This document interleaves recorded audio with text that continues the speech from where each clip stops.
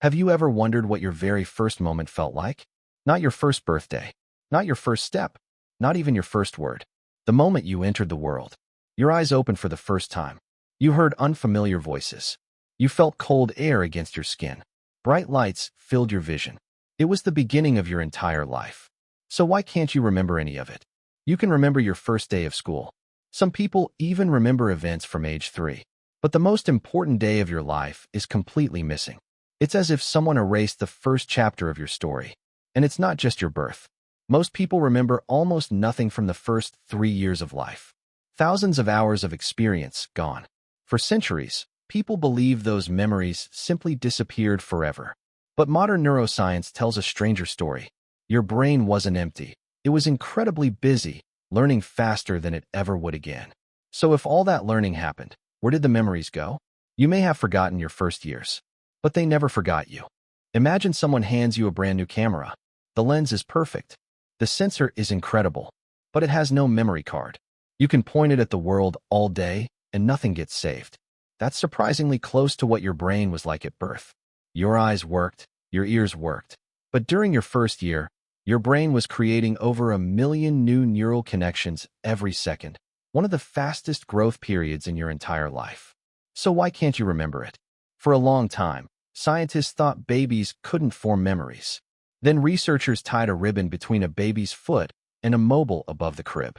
Within minutes, the baby learned that kicking moved the mobile. Weeks later, brought back to the same crib, many babies started kicking again immediately. They remembered. So why do those memories vanish? The answer lies in a small structure called the hippocampus, named after the Greek word for seahorse because of its shape. Without it, you can't form lasting memories. But at birth, yours was still under construction. Your early years weren't empty. They were written in a language your adult brain can no longer read. Imagine writing your life story, but every time you finish a page, someone quietly replaces the paper underneath.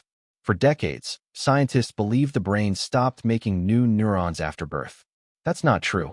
The hippocampus keeps producing new brain cells at an incredible rate during early childhood, like a city under constant construction, with roads rerouted and neighborhoods redesigned.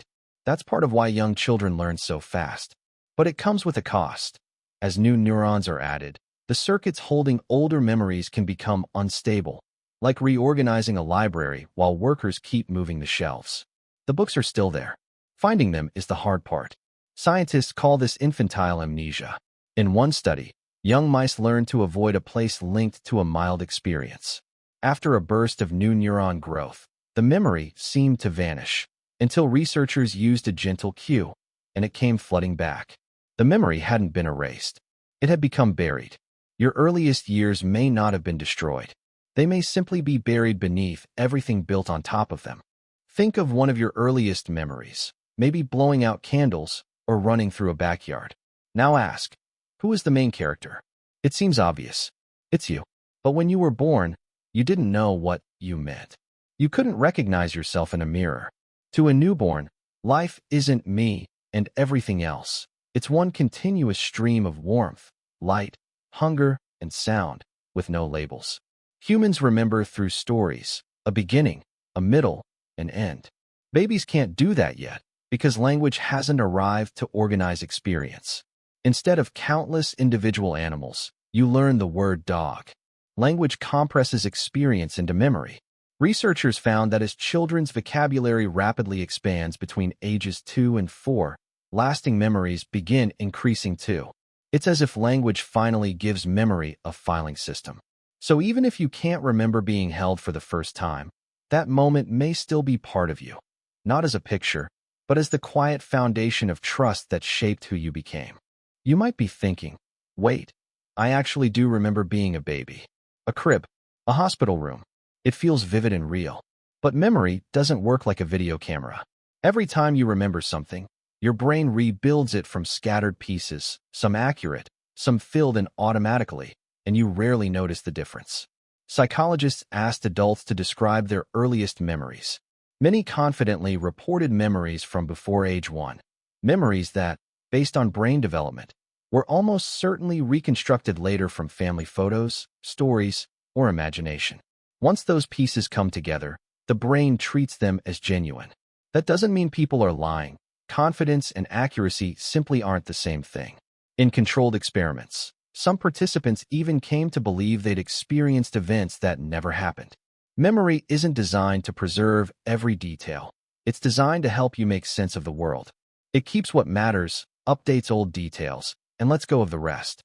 The line between memory and imagination is thinner than most of us realize. Imagine meeting someone who changed your life, but you could never remember their face or voice. Yet every decision you made afterward was shaped by that encounter. That someone is your younger self. The version of you before memories became stories. You don't remember those first years, but your brain does. Not as pictures, but as patterns. How you learned to trust, how you responded to comfort and fear. Every gentle voice, every moment of safety, helped shape the architecture of the mind you have today. Like the roots of a tree buried underground. You never see them, but everything above depends on them. Forgetting and disappearing are not the same thing. Your earliest experiences didn't vanish. They became the foundation. Maybe that's why you can't remember your birth. The person asking the question today didn't fully exist yet. You didn't lose the beginning of your story. You became it. The first memories you ever made were never meant to be remembered. They were meant to become you.